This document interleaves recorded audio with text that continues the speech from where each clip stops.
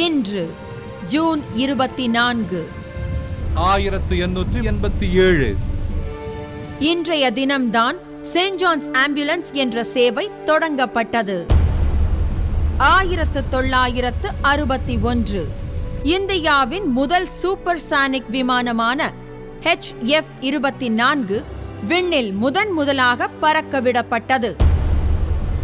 1991 தேர்தல் மூலம் தேர்ந்தெடுக்கப்பட்ட இந்தியாவின் முதல் பெண் முதல்வராக ஜெயலலிதா தமிழகத்தில் பதவியேற்றார்.